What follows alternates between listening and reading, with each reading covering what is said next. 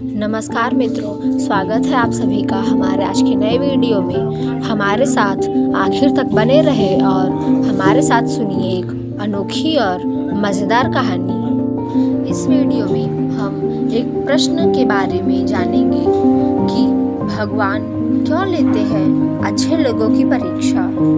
क्या आपने कभी इस बारे में सोचा?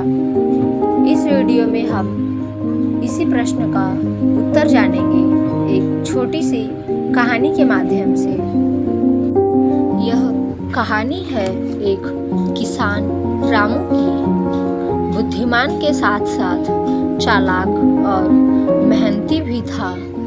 उसका पूरा समय अपने खेतों में ही गुजर जाता था। एक गांव जो गोदावरी नदी के किनारे बना हुआ था, वहीं रामू जैसे ही अन्य कई किसानों का घर था। रामू के पास गांव में सबसे ज़्यादा खेत थे, इसलिए वह काफ़ी अमीर भी था। पर पैसों का उसे थोड़ा भी घमंड नहीं था। उसके दरवाजे पर जो भी आ जाता वो भूखे पेट फिर नहीं जा पाता। रामू की पत्नी भी अच्छे स्वभाव की थी। उसका नाम कमला था। इन दोनों की बस एक ही बेटी थी और 2 बेटे थे। रामू के परिवार वाले भी रामू के जैसे ही थे। किसी में पैसों का कोई घमंड नहीं था। रामू का परिवार हमेशा भगवान कृष्ण की भक्ति में लगा रहता। भगवान कृष्ण की उन पर असीम कृपा थी। शायद इसीलिए उनका परिवार गांव का सबसे सुखी और समृद्ध परिवार माना जाता था। एक दिन श्री राधा रानी ने भगवान कृष्ण से पूछा, प्रभु, रामू का परिवार कई सालों से आपकी भक्ति करता आ रहा है और इन सब में कोई स्वार्थ नहीं है, पर क्या इनका धन चले जाने के बाद भी इन सब में ऐसी ही दयालुता बनी रहेगी? प्रभु श्री कृष्ण सोच में पड़ गए और कहा, मुझे मेरे भक्त पर पूरा विश्वास है। वह धन का लालची नहीं है। यह सुनकर राधा रानी ने कहा, अगर ऐसी बात है तो क्यों ना इस परिवार की परीक्षा ली जाए।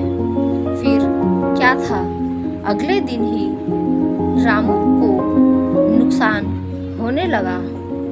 रात में उसके खेत बैग से सारी फसलें निकाली। जंगली भैंसों ने खराब कर पेट भर लो। फसल खराब से लड़ना रामू को बहुत बड़ा घाटा हो गया, क्योंकि फसल पूरी तरह से तैयार हो चुकी थी। बस कल बाजार में बेचना था। उसके बेटे भी खेती ही करते थे। बस खेती से ही पैसों का आगम था। इस बार की सारी फसल खराब होने से रामू के घर एक भी रुपया नहीं आया।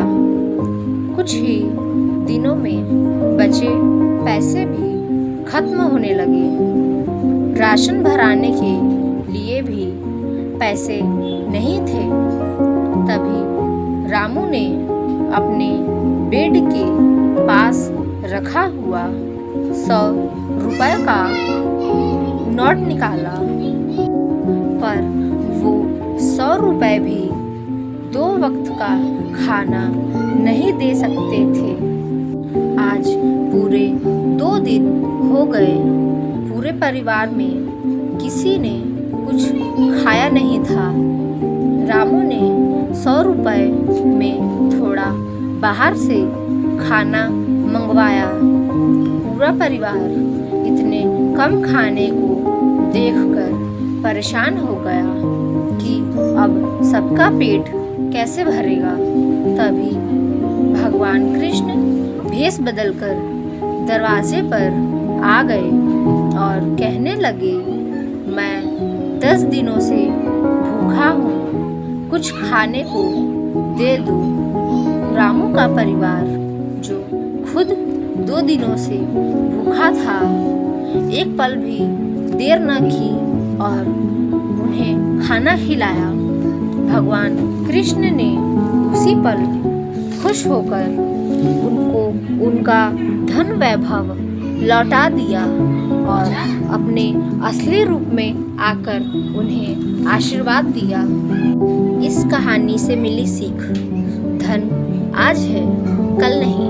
हमें अपना दयालुपन कभी नहीं छोड़ना चाहिए। अच्छे लोगों की भगवान परीक्षा ज़रूर लेते हैं, पर उन्हें कभी अकेला नहीं छोड़ते। उम्मीद है इस कहानी के माध्यम से आपको इस प्रश्न का उत्तर मिल गया होगा।